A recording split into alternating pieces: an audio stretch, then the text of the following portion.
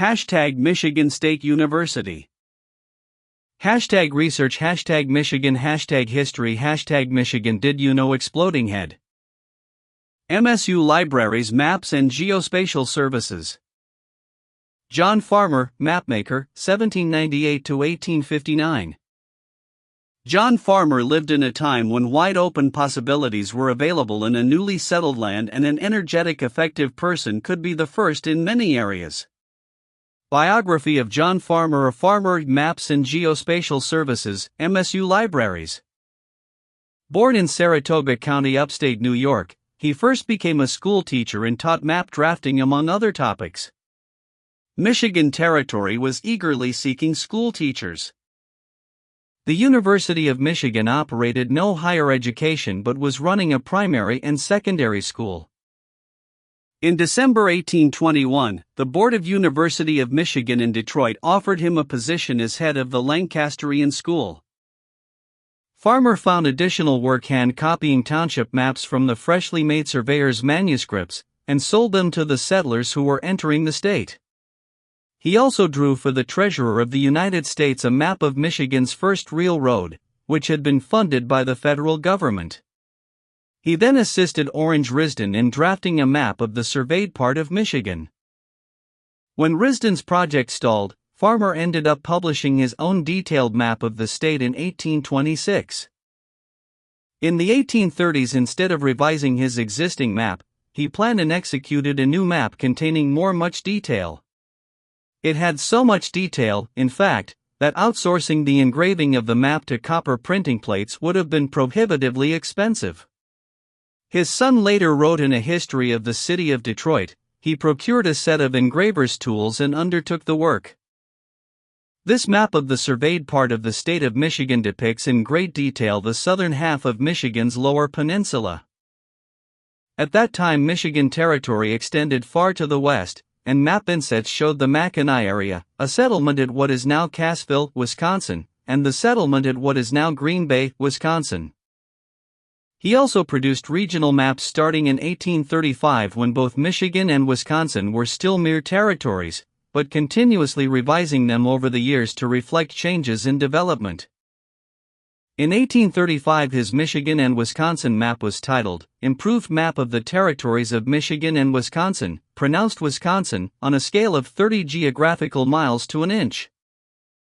At the time of his death nearly 25 years later, he was still producing a Michigan and Wisconsin map, now titled Map of the States of Michigan and Wisconsin, embracing a great part of Iowa and Illinois and the whole mineral region, with a chart of the lakes, exhibiting the sections, the geological formations, and the general topography.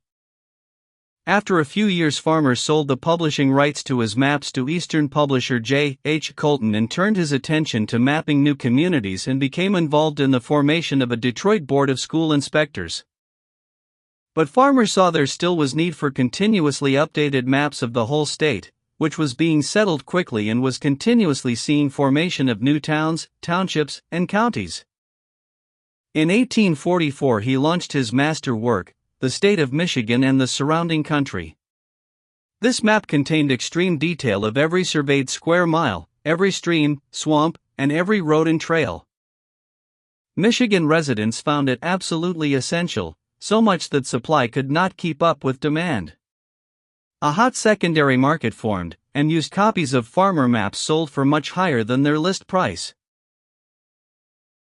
Farmer's method for physical detail was to transfer details from the original surveyor's plat maps available in the U.S. Land Office in Detroit.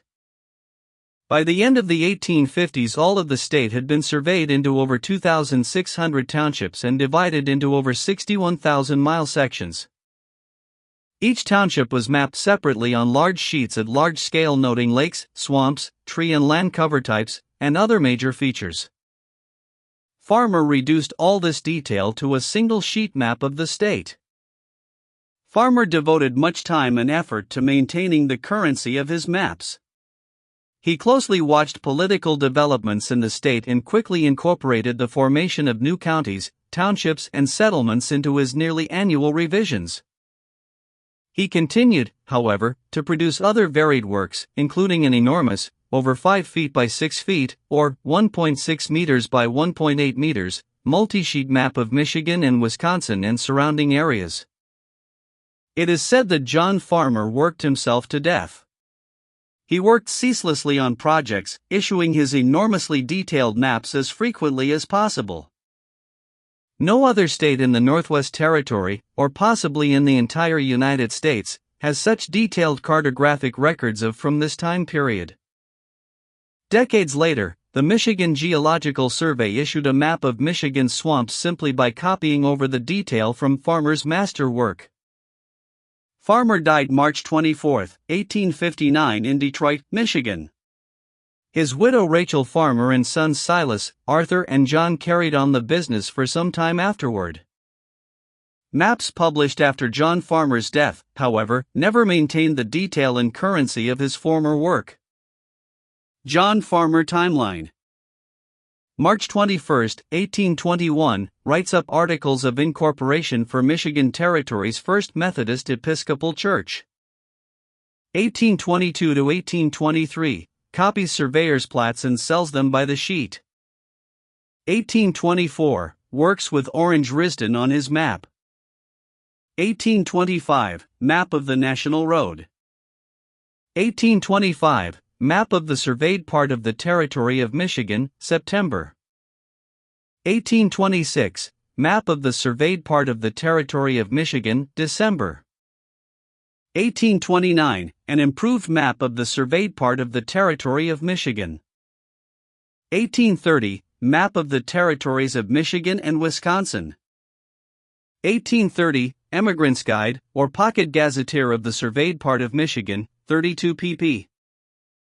1830, first issued the Emigrant's Guide, or Pocket Gazetteer of the surveyed part of Michigan.